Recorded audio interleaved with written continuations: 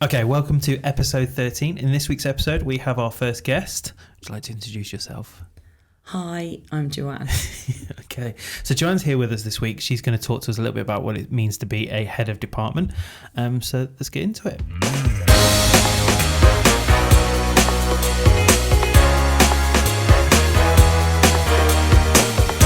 So this week we've got Joanne with us, who's going to talk to us a little bit about what it means to be a head of department and linking that to behaviour, and certainly the impact of COVID and behaviour and what it means to be that role as a teacher and head of department.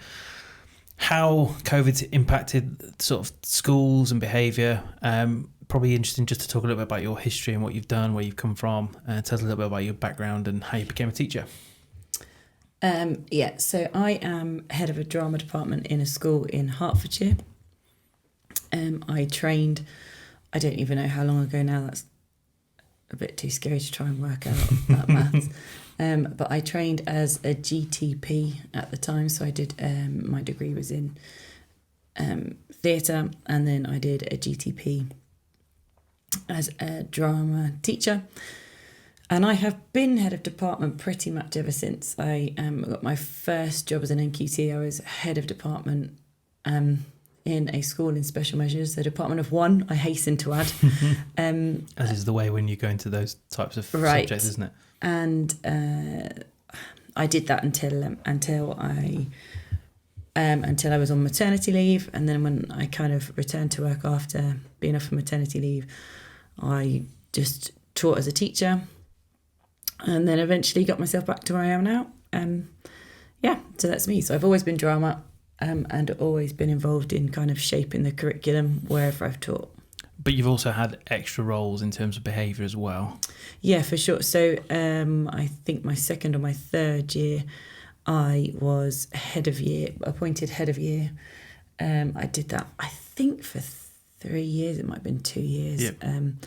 I really enjoyed the pastoral side. Actually, I still enjoy pastoral, but I am a curriculum bod at heart, I think, and being a drama teacher and a head of year is quite tricky. There's extracurricular demands that come with being a drama teacher, never mind a head of department, and that is always a little bit of a clash with a pastoral responsibility too. And it is difficult, isn't it, that idea of, like, we always say teaching should come first, but in actual fact when you're pastoral, more often than not it takes over and kind of kills that teaching aspect because you're running to lessons and but it's there. Also the big thing I found was more than, I mean, it wasn't so much, I mean, ultimately when you've got a classroom to teach, you have got a classroom to teach, actually. And I think certainly even when I was in pastoral, that was often a really lovely kind of, I don't want to use the word excuse, but a good opportunity not to have to maybe deal with things because you can't. You've got a class full of kids in front of you that need your attention. And for me, it was more the balance of life outside of the classroom, actually. And when you're in a pastoral role, meetings with parents after school, meeting with students at lunchtime, that was tricky to manage when I was also running clubs.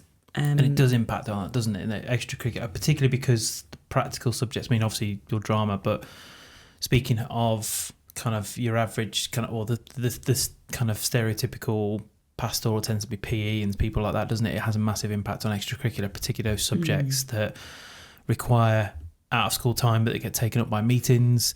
But the benefit of just thinking back to some of the training we did, the practical aspects and using drama through training with tutors is quite powerful. Maybe we can talk a little bit about that. So a vast experience, lots of different roles, but predominantly department, which is what we want to talk about. Coming back to COVID then, and because obviously everything that I've done recent build up with this kind of, with the videos and the episodes, is talking about the impact of behaviour now and the fact that behaviour is different. I mean, certainly it's changed in the last 10, 15 years, but it's definitely changed in the last 2 years. What's the biggest impact, do you think, for you from a department point of view, and particularly from a practical subject as well? Yeah, I mean, the most immediate challenge we were faced with during the kind of height of the pandemic was how to teach remotely. So that was our biggest challenge, first of all, and sort of how to instill a lot of the things that are important, things that we work on an awful lot in our subject area. To try and do that from home was very tricky, as it was for everybody in every subject area. You know, it's not an easy way to teach. So that was challenging. To try and teach drama in that way was very hard. When we returned to school, we were in a situation, and I know different schools had a different setup, but we were in a situation where certainly our Key Stage 3 classes happened behind desks. We were in classrooms with students sitting in rows. So we had to be super creative about how we tried to encourage creativity.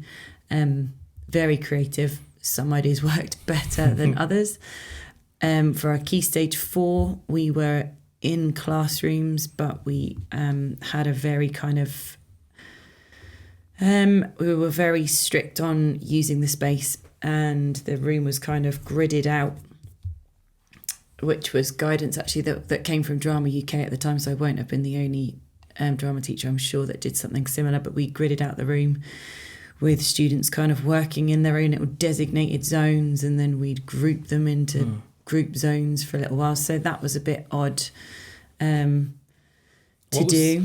What was the main impact of that, do you think, like, in comparison to then? Obviously working was difficult, particularly how they interact, how close they could get with each other, but how's that impacted, do you think, in terms of general behaviour now and what they've been used to and what they've missed particularly? I mean, the biggest challenge for us over recent years has been that collaborative working. I think students have found that really hard. I think from having to work at home for a period of time meant it was easy for students to avoid having to do anything collaborative.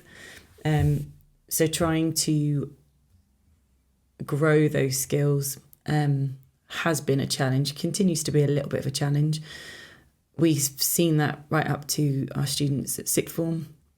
So the students that are currently in year 12 and year 13 who would have been, let me think, and they were the ones who missed. Year 8, year 9, year 10 in the pandemic, when the pandemic was kind of at its height. They have struggled to work collaboratively in a way that we would normally expect a student at that stage in their learning to be. So that has been a challenge for us, definitely. So we're not just talking about misbehaviour, because we talk about general behaviour, but it's also resilience, kind of social skills. For me, in our classroom, the change in behaviour, I mean, yes, there's a change in misbehaviour. We all, that's been spoken about a number of times in a number of different places.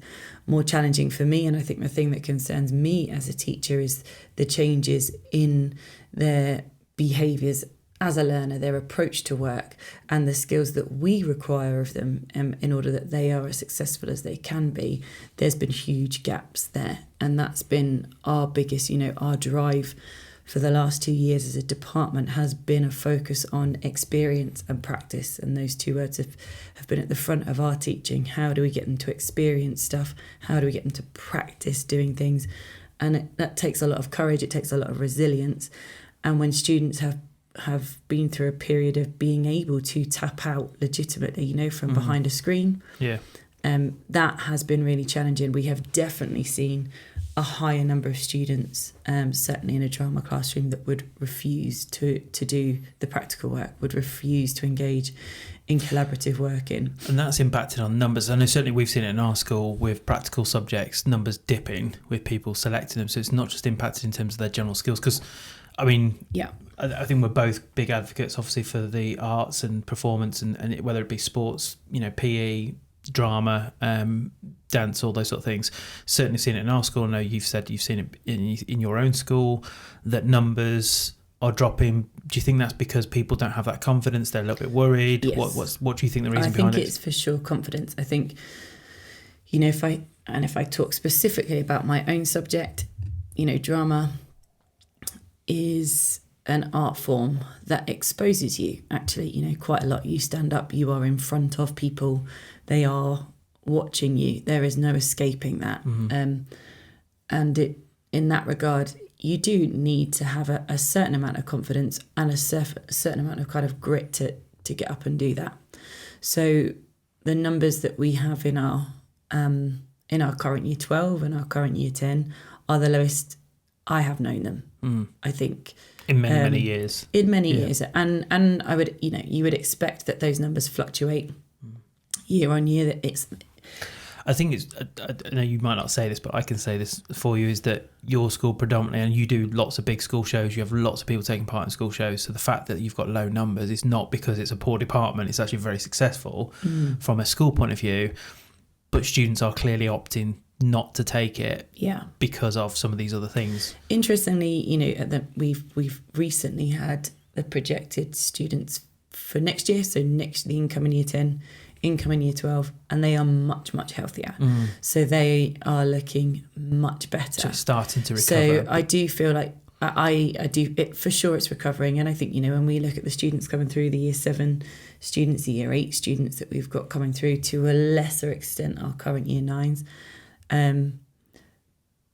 that is definitely recovering. And again, in our subject area in our school, students don't do drama until they get to secondary school. So, you know, the students now that I'm seeing in year 7, there's no difference to the students that I was seeing in year 7 before COVID hit, because there's a lack of specialism within so their primaries. Context is the same before they join us. So definitely it's recovering, and I'm hopeful that it will continue to recover. And I think one of the biggest things that'd be interesting for people to kind of comment on is there is definitely a push from the government to come away from some of these subjects with a stronger push towards more of your kind of your humanities, and obviously the core subjects are there. But there is kind of a lack of focus on the importance of those practical subjects, particularly whether it's performing subjects or even some of the other, you know, the technical stuff in terms of like woodwork and, you know, all those kind of design technology. And yet that's one of our, you know, when we think about drama and performance and the arts and film and music, you know, they're some of our biggest exports as a country. And yet we're not, you know, the government's talking about catch-up funding, which hasn't really happened, the impact of COVID, and trying to kind of get students up to speed with not really any funding, no real extra time, and, you know, trying to, you know, there's always been a big push on, you know, speaking of myself as someone who's a maths teacher, there's always been a big push every year of trying to get year 11s up to speed, and we're trying to get them to catch up, when actually we're still trying to get them, that we'd normally get them to try and catch up where we're up to, you know, like it's like in the old days of the CD borderline, you know, we're looking at the 3-4 borderline. We're doing all this work to try and get them to catch up, but actually what I'm seeing, particularly within the maths subject, because of behaviour and the impact of COVID, is that students in year 11 are really where they would be in year 10 from a data point of view. Are you seeing anything similar in terms of your results? Or are you managing to catch up a little bit more or not? It's so tricky for me to make comparisons, because unlike a subject like maths, where the cohort is always vaguely the same, so you're always going to have the same sort of numbers with the same rough kind of spread in terms of, you know, your SEN and various other categories. It is very difficult where you are teaching in a subject where those numbers change year on year and the makeup changes year on year. For me to make a comparison like that is meaningful is really, really difficult. What I will say is that the year 11 students when I think of the year 11s that we're teaching at the minute, they are where we would expect year 11s to be, dependent on their ability. So I am confident with that, but I think the knock on that, you know, that we've already discussed, is probably the number of students that are opting in the first place is. So we have got students who are on track. It sounds very bad when I say that they're behind. What the biggest difference we'll notice is that the ones who are on track are the ones who come from certain backgrounds in terms of have the backing support. It's more about those, you know, the pupil premium subjects who have fallen more behind. If you see anything like that along with you in your subject, is there a big gap between those who have and haven't, so to speak? Or is it not? I don't think so. Nothing.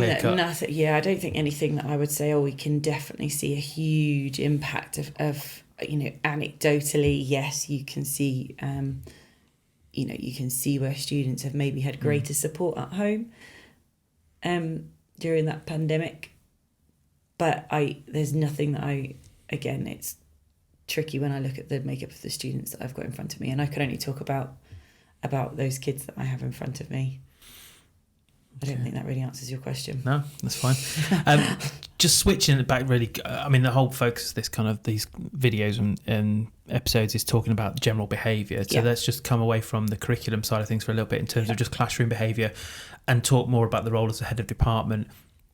and how you support colleagues, because I've done a number of videos talking about, the role of the form tutor, the power of praise. Where does all of that kind of fit in? Obviously not necessarily the role of the tutor, but you, with your role as head department, how do you support colleagues with their behaviour? What tips and advice would you give to A, teachers in the classroom, and B, other heads of department who might be listening? Well, I think when you're supporting behaviour as a head of department, you are supporting the colleagues in your department. You're also supporting those colleagues who are kind of have put in place the behaviour policy or the behaviour, whatever the steps are, whatever the process is. So you're kind of supporting both ways around. So I think firstly, your job as a head of department is to make sure that everybody who's in your department is clear and aware of whatever the school policy is, whatever the kind of the steps of or the consequences or whatever that looks like for you. So that's the first thing really, is making sure that colleagues know how to do that, because most of the time a behaviour issue in a classroom is something that happens when you're in a room on your own with those students. So those staff need to feel like they are confident that they can manage that. What would be the best tip you'd give to a teacher who's struggling with behaviour? Like what's the thing that comes up for you in the history of your kind of being head of department? Because not just where you are, but previous schools. What seems to be the general, I've talked about low level disruption before. I've talked about, students swearing at staff. What's the biggest, I suppose, what does staff sometimes get wrong which causes a problem, or what's the problem that they don't necessarily deal with right? I'm not saying it's the teacher's fault, but it could be a student doing something that's quite difficult and challenging. Well, that's tricky because that looks different for different colleagues. That looks like a different thing. I mean, particularly in your subject, is it participation that's a big challenge one? No, not always. I guess sometimes students it's picking your battles, I think, as a teacher. Knowing when to push something and when to back off. Know when to push and when to not. And I think, because it's difficult with the practical subject, isn't it? Because if you've got students working together reading a script and someone's like, I'm not reading it, that kind of destroys. Yeah, I mean, we talk a lot about making an assumption that students will do as you require them to do. I think there's a lot to be said for that. Assuming that because I've asked you to do it, you will absolutely do that. And it is a confidence, isn't it? About like almost you have to almost make the suggestion that they're going to do something with a view of like you've already, in your mind, it's already happened. Yeah, so it's having a confidence about it. Do you think that's something that new teachers struggle with because they're too busy panicking about many things? I remember doing the same thing. I remember being an NQT and standing in front of a student and saying, this is what I want you to do, and thinking, do I? Is that really what I am expecting of you? I think, and we all learn to be confident in the way we approach behaviour because we get successes, right? And that feeds our confidence. But I think it's that whole kind of fake it till you make it. Like if you're asking a child to do something, if you're asking or reminding a student of the expectation, which is often the case, can I remind you this is what you should be doing at this point? I'm going to go over here now. When I come back, I look forward to seeing you doing that. Those sorts of... There was something I read a few years ago about the idea of like when you're asking a student to follow you, it's not just standing there and waiting for them to move, but it's actually making the first step and they follow you. And again, that's another great tip that was given to me years ago. That's got me thinking really about, in terms of, we've all made mistakes. I know I've made a few as a teacher. Surely well, obviously ECTs, old school NQTs. Is there anything that you stand out as being like a tip that you were given early on that you would like share with people now, whether you've got ECTs in the department, who you'd kind of say, look, this is what I learned. We've talked before about seating plans and things like that. I mean, the biggest thing is it's not personal.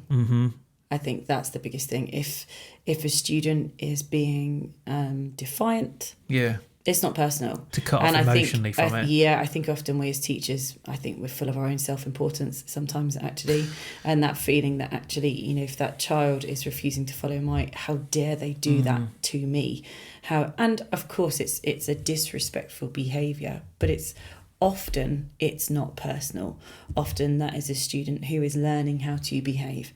And their behaviours, when you see them, they're learnt such as they are, and our job is to try and kind of help them to change that. So I think that notion of it's not being personal, and that's for small behaviours, but all the way up to kind of big like ones too. Yeah, like, it's have you very had anyone, rarely personal. I've certainly had it as in charge of behaviour, where I've had people saying to me, I'm not having that person in my tutor group again, I'm not having him in my lesson.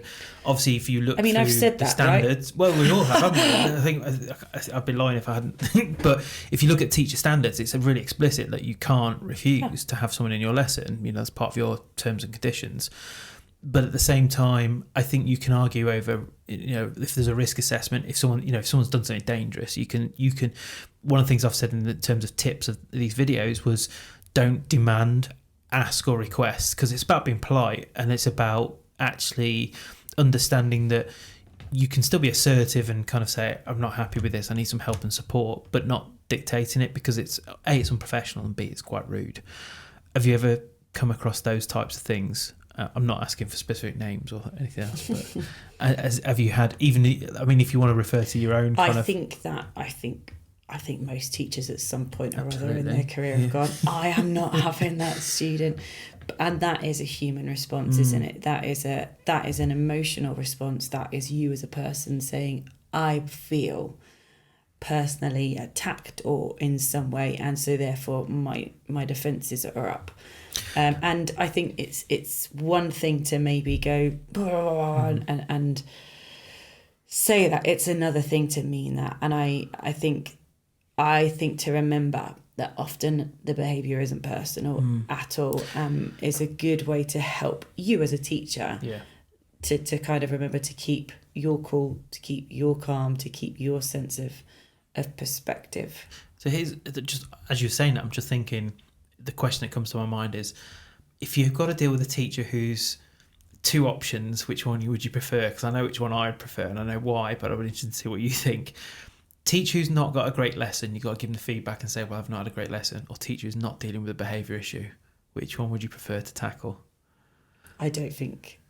I know what, I'll give you my answer in a minute, but I'm interested to see what you think. I don't think I have a preference, to be honest. I think both are equally important. And they are important, but I'm just thinking about which one would you prefer to tackle, because I know which one I would prefer.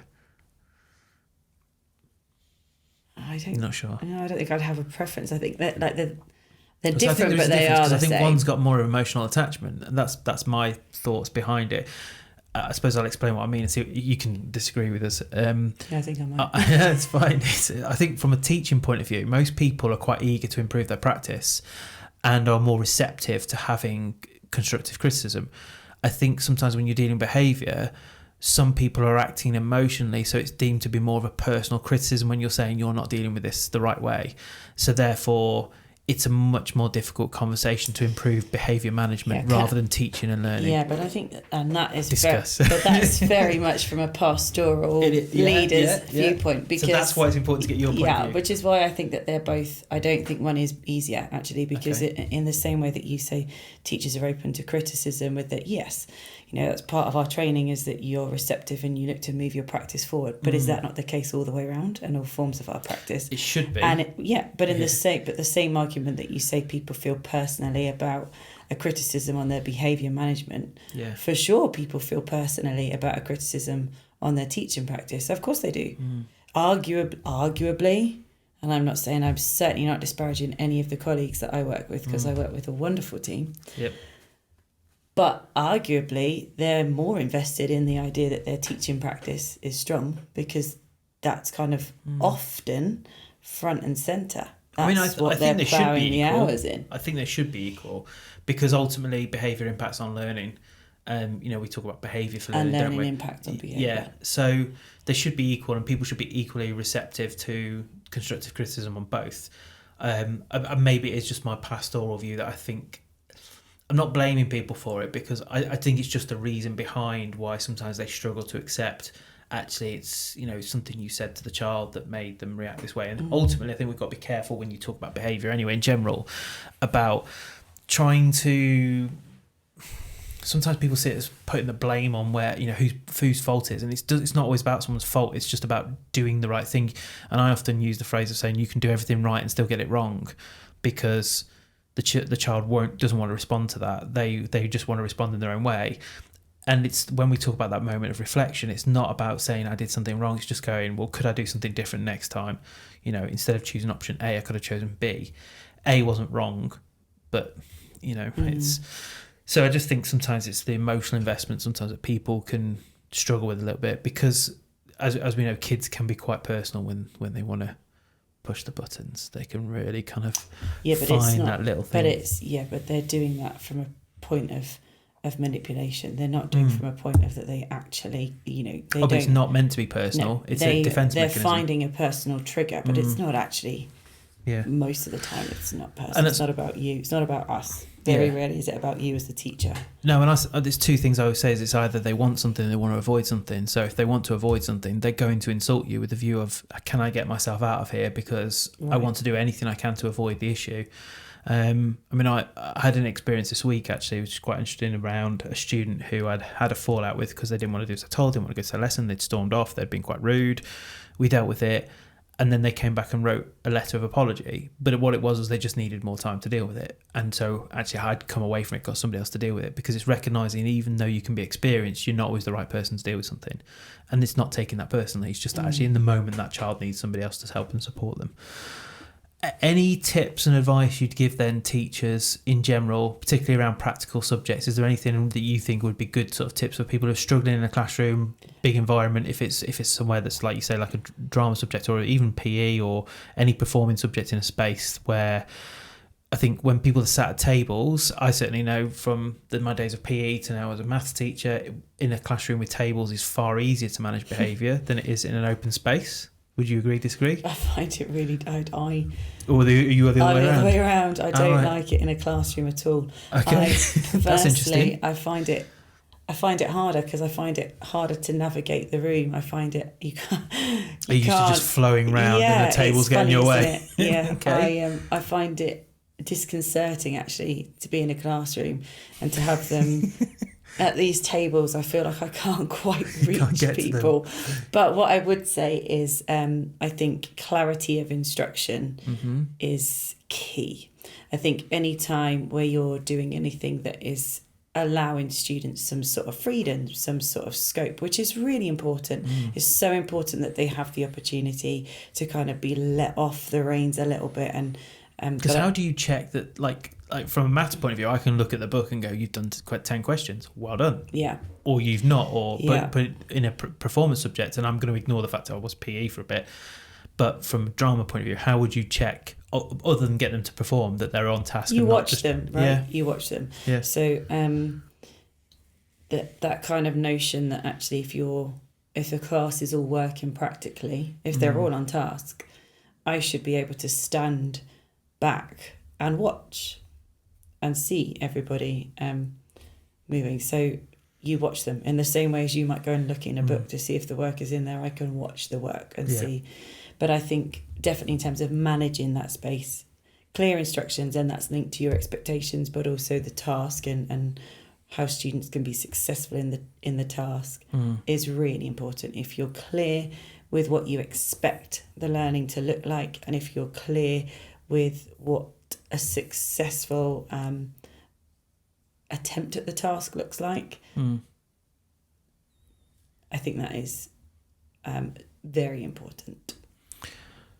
Thoughts on I've got a couple of questions we'll finish up on. Thoughts on praise and the importance of praise, or lack of importance, or what's your thoughts on praise and the use of it, rather than, because behaviour management is so kind of got so many aspects to it in terms of sanctions, rewards and everything else, but I've talked before about the power of praise. What's your thoughts on praise and how it impacts on behaviour? Praise is important, we know that. We're taught that praise is important. I think that's a given, to be honest. I think that we all know that.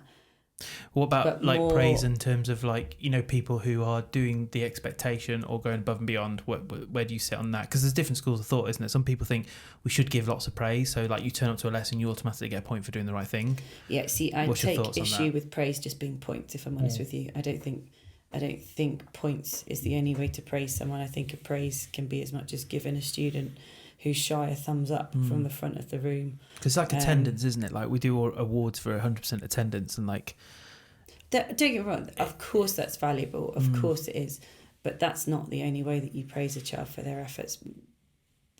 Yeah. It's definitely not. It's a way that parents can see that, and it's really important. Of course it is. It's really important that you're rewarding with whatever system your school uses. But I don't think it's the only form of praise. I think oftentimes the most successful forms of praise are those that feel like almost like it's just between you and that student. It's got to be that sincere, student knows, I've impressed them today. That was great. And I think that's all built on relationships. I think that idea that you get to know all of the students in your class, that you get to find time for every single one of them in some way, and that will and some students like praise to be super public and like to be kind of held up on a pedestal, and some students absolutely don't. Hate it, yeah. They just need you to go good job in their ear, and that's more than enough. Can be enough. Non-verbals are huge, and they're certainly, I find in our space when we're working, those non-verbals, I can be at the other side of a studio and a student can know that I've seen what they're doing. I think they're really, really important. Last few questions, I promise. What can a parent do to support behaviour in school? What's the most important thing they can do? The most important thing? Just an open dialogue, I think, with school and with the child. I think is probably the most important thing. And teacher, top tip and advice, what they can do to manage classroom behaviour, if they had one thing they needed to do, like one thing that's like essential to good classroom management. There's so many things. I could go into the really sort of dull and mundane bits of follow the rules, but I actually think the most important thing is that you build good relationships based on your knowledge of the students. I think that's to know the students. Yeah, I think so. I think that's the most important thing, to be honest. Yeah. That's what I would say is where you should put your time as a teacher. And then last question, promise. Obviously busy days, travelling, all that sort of stuff. I love to listen to music to and from work because it helps me get through the day, helps me relax. Okay. What would you recommend as a track to listen to as your soundtrack to recovery at the end of the day? Because it's manic as teachers. We'll talk maybe in another episode around kind of recruitment, workload, all those sort of things. We can come back to that as a separate episode. This one's more about behaviour and tips for surviving the busy world of teaching. The soundtrack to get you through the day. That's a difficult question because I think that changes all the time. It does, at the minute, even if it's just one song. I've got a song at the minute which I really like. It's called "Be Kind" by Zach Abel. Very fitting, I think, for us as teachers. But it's also just a really good kind of feel-good song. At the minute, that's in my search history on Spotify. So cool. Awesome. Well, so people can listen to that if they want to. Excellent. Right. Thank you for joining us, and hopefully join us again in another one. This has been episode 13, and I'll catch you all in the next one. Take care. Thanks, everyone. Bye.